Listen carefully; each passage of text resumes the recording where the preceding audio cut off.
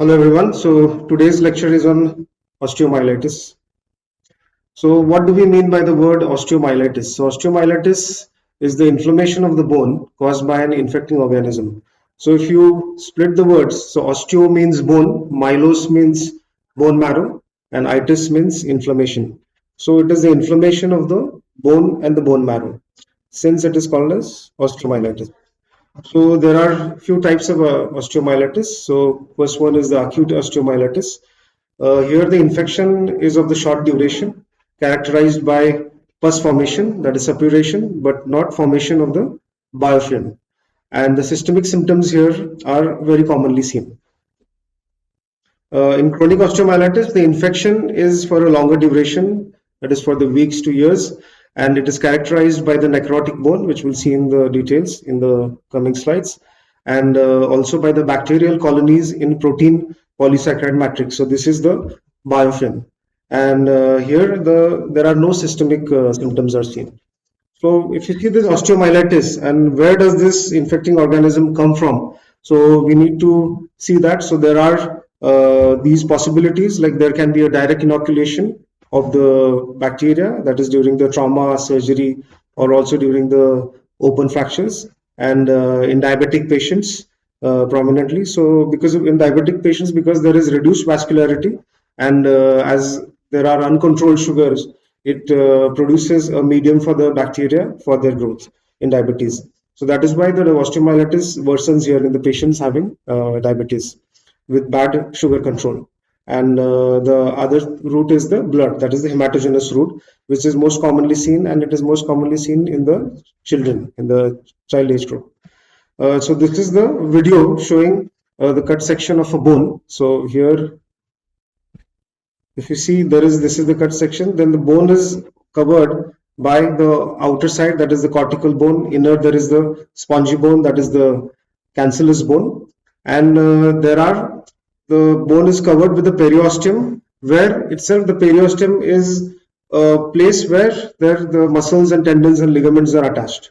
And the bone consists of also the osteons, and the what you see here is the picture of the osteon, and also the osteon consists of the Haversian canals, from where these Haversian canals, as we all know, the blood supply, the nutrients and the blood supply and the innervation is from these Haversian canals. So if you see this osteon, there are numerous osteoblasts which help in the synthesis of the bone, and osteoclasts which help in the breakdown of the bone. If you see a bone, so there are the two ends, that is the epiphysis, the central part, the middle part is the diaphysis, and where the diaphysis ends and starts with the epiphysis is the metaphysis, which is the metaphysis where is the growth plate is seen. So this growth plate is disrupted in the children when there is osteomyelitis is seen. So what are the common pathogens here? So most commonest is the Staphylococcus aureus. So if you get a blood culture, almost 80% of the organisms is the result is positive for the Staph aureus. And Staph epidermidis and streptococcal species is the next commonest. In diabetes, there is polymicrobial organisms are seen. In pot spine, you have the Mycobacterium tuberculosis.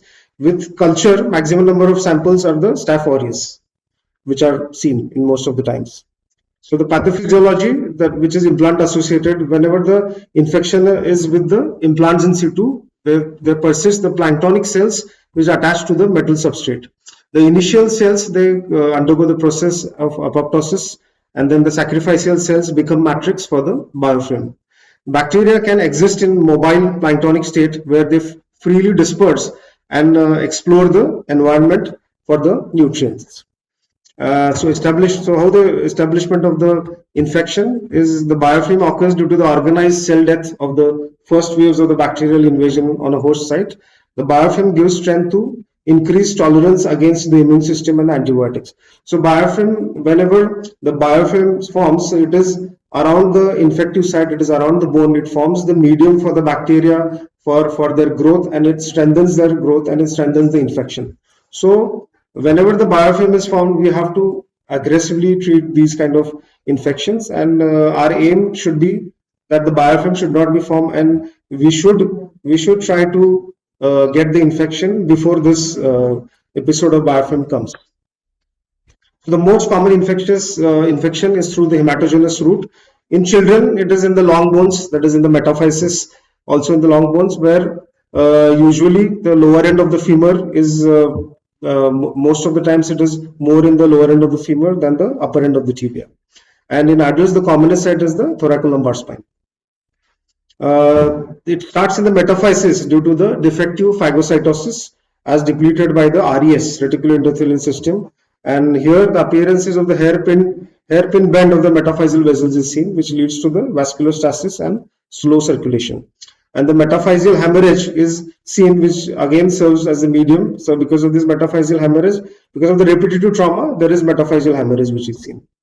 So this is the picture which is showing, this is the upper end proximal tibia, where you see the green color is the site of the infection. Then you see the periosteum, and here the cancellous bone and the cortical bone. So whenever the site of infection by the hematogenous route or any route, when it comes to the bone, then it enters the blood supply, which enters the blood supply, and then there is the formation of the subperiosteal abscess is seen, which is the pus, and then in the subsequently it leads to the destruction of the epiphyseal line, and also there is dead bone, that is the sequestrum formation, and then there is the involucrum, which is the new bone formation, and through the cloacae there is sinus formation, and the pus escapes through the bone. So this is another picture, a good picture showing how the osteomyelitis and the infection, it destroys the bone, and also it close to the epiphyseal plate as well. So the clinically, how the patient presents to you. So in your OPD or wherever the patient comes, so there is you can diagnose this. You have to diagnose this as early as possible, so that the further damage to the bones, the epiphyseal plate in the children is avoided. So there are some non-specific symptoms which the patient can come. So that there is fever, there is chills, fatigue, lethargy is also seen, and patient is irritable, and there is an inability to walk or the bear weight. There is a limp with the patient. There are the classic signs of the inflammation. There is local pain, swelling, and the redness is also seen. It may also occur in these modes, and they usually disappear in 5 to 7 days.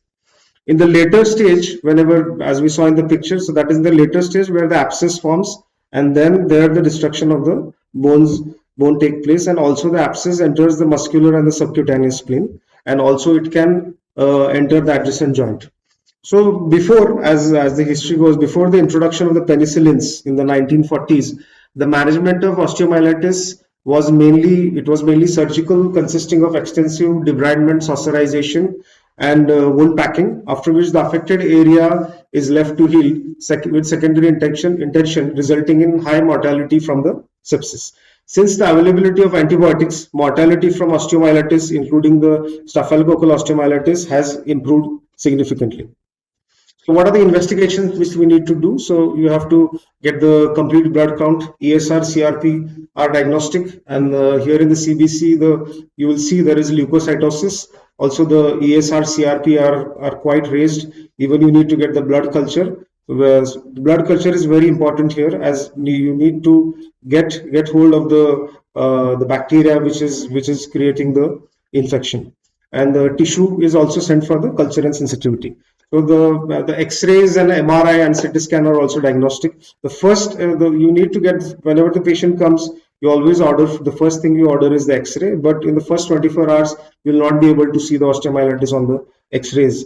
And so only the X-ray findings. The first thing which you see is the periosteal reaction, and it is seen after a week. There is a week, or in the second week you will see where there is a periosteal reaction, which you will be able to appreciate on the X-rays. So MRI is the investigation which you can ask after the X-ray is concerned, and this is quite diagnostic. You can plan your treatment whenever you see the MRI, and also the bone scans, the technetium, the gadolinium 67 citrate, indium 111. These are also the bone scans which are quite useful for the diagnosis. And but the gold standard here is always you should go for the tissue culture, and also the blood culture, and the local pus should be sent for the culture and sensitivity. So this is the X-ray which you will see. There is a periosteal reaction which is seen in the lower end of the fibula, and it is quite, you can appreciate it well in this X-ray, in the AP and the lateral views. In the AP view, you'll be able to appreciate the lower end of the fibula. So this is the bone scan, which is the technetium 99 and scan, and it is showing increased uptake in the calcaneum, where the osteomyelitis of the calcaneum is seen. This is the MRI, where you see there is the thoracolumbar spine MRI, where these are the sagittal sections, where you will see there is the marrow edema in the L1 and obliteration of the disc space between the L1 and L2. So this is a very classical picture, and this is a classical picture of osteomyelitis in the later stages, where you see there is the sequestrum, which is the dead bone, the involucrum, which is the new bone formation, and the cloaca. So the cloaca is the way for the sinus where the pus gets out from.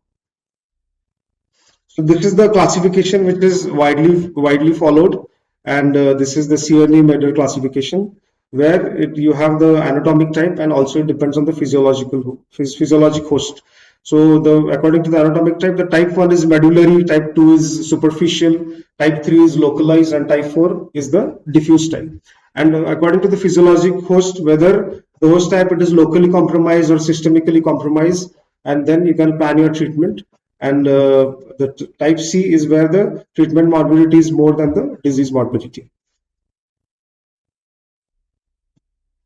So how your treatment approach should be. So whenever you diagnose the osteomyelitis in these patients, you should, first of all, we should have a very aggressive approach. You should determine the clinical stage. You should develop a treatment plan according to the host, whether there is A or B host, whether according to the classification as we just saw now. So either the A or the B host, or also the C host. So whenever there is A and B, you can go for the limb salvage. Whenever there is a C host, you can first try for the palliative measures like the incision and drainage, and also antibiotic suppression. And whenever required, you will have to go for amputation also. Whenever there is you can't save the limb, and you have to go for the life-saving measures. So that is, amputation is necessary in some of the patients.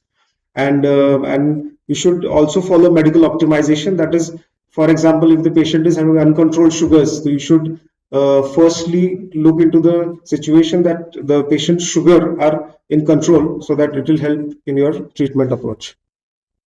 So antibiotic suppression, it is reserved for the type C host.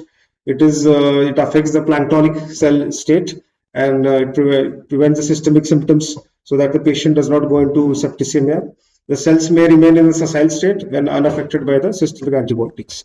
So the limb salvage surgical principles are: excise all devitalized infected bone and the soft tissue, manage the dead space, address the soft tissue envelope, and reconstruct the bone defect.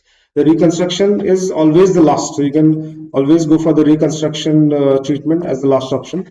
Debridement is one of the best treatments in acute osteomyelitis. You should go for debridement as soon as possible. So there is the removal of the non-viable soft tissue, even the bone. Even you have to scrape out the sinus tracts here, and so that you will have the complete eradication of the infective foci from the bone. And so there is this paprika sign. So paprika sign is what you debride the bone till you see the bleeding bone from the infected site to the bone which is the normal bone, and whenever you see the bleeding through the bone, then you call this as a paprika sign, and then your debridement is done well. This is a picture of the debridement of the lower end of the tibia, where they have done the quite good debridement here, and there is this space which is created, which you see. There is the bleeding bone. This is the paprika sign, where whole of the infected bone and the tissue is removed, and then you have gone till where the bone is normal, so that the bleeding bone you see. And this is a very good method in acute osteomyelitis. So now if you see this picture, so now this dead space is created. So the dead space, you can't leave it like that. You have to fill it with antibiotics. This is the antibiotic beads which we use. These are the cement plus antibiotics. So these are the polymethyl methyl acrylate cement, which is mixed, and the most commonly used antibiotic is the vancomycin. So these you make small beads. You put these beads on a wire, so that you make a kind of a necklace with it, and then you put these beads together. The wire is used so that the beads remain together over the wire, and then you place these beads in the void which is formed in the bone. Also, with this you can use the wound back dressings also. So this is a picture where the antibiotic beads have been placed in the tibia, and then you can even close these wounds so that the antibiotic the antibiotic is there locally wherever there is the infection. So this is the X-ray picture with the antibiotic beads. There is so in for these cases, even you're not in sometimes you're not able to close the wound, so you should go for the soft tissue reconstruction. So you can use free flaps, tissue expansion, distant flaps, local flaps, dermal matrices, skin graft, negative pressure. That is the back dressing you can use, and then closure by secondary intention. And this is the primary, and then the primary closure that I just said. It this is according to the ladder. And this is the picture of a reverse sural plaque, which is used in chronic osteomyelitis after the debridement is done. And there is, you see that the wound is not healed. So in these cases, you can opt for the sural flap. And in sometimes you also need to go for the bone reconstructions. So the bone reconstruction where widely used here is the Elizaro ring fixator. So Elizaro ring fixator is widely used in such cases where there is chronic osteomyelitis seen, and it is very helpful. Some of the techniques here used are the masculate technique and also the bone transport with the Elizaro technique. So the mascular technique, the antibiotic, it is the antibiotic spacer placement plus with also the soft tissue coverage. It is a staged bone grafting. It takes over 6 to 8 weeks, and the success rate is 80% for implant dependent. And the union is seen in 1 year, 10 to 12 months for union till wet bearing. There are even the induced. You can use this bone morphogenetic proteins in these cases. Growth factors are also used in this membranes and for the new bone growth. The bone transport, that is what I said. So bone transport is done during, even the bone transport is done with the vascularized fibular grafts or vascularized bone grafts also. And also you can use the Elizaro's technique, which is used. So this is a picture of the Elizaro's technique. This is the clinical picture of Elizaro ring fixator, and also the X-ray where the ring fixator is applied. And then if you see, there is in this X-ray picture, there is a good gap. There is a good gap around 3 to 4 centimeters, more than that, which is showing the distance between the proximal end of the tibia and the distal end where the Elizaro ring fixator is used. And from these two ends, now the bone will grow eventually as you start distracting the rings. So the complications here in osteomyelitis are, you can see arthritis. There can be a arthritis of the joints, which is involved close to the osteomyelitis site, and this is like the secondary arthritis. And also sometimes you can see the pathological fractures. There are joint stiffness, growth arrest because there is damage to the growth plate. And in some cases you will have to be very aggressive. You have to go for the amputations depending on the site and the severity of the infection. And also in some cases, the patient lands up in sepsis, septicemia. So you'll have to be also aggressive towards these kind of patients. It can lead to disabilities. Some can turn into malignant, and also secondary amyloidosis is seen in some cases. So the summary for osteomyelitis, there is the prompt and accurate diagnosis and treatment is the key for a good outcome. Early diagnosis and treatment helps in avoiding further complications. Aggressive treatment protocols should be followed. Clinical as well as radiological evaluation is necessary. Interdisciplinary approach and teamwork is required within the institute. And an aggressive approach, that's what I'll say for osteomyelitis. In acute osteomyelitis, debridement should be aggressive and in time before the infection spreads. And avoiding long-term morbidity and disability should be there. Thank you.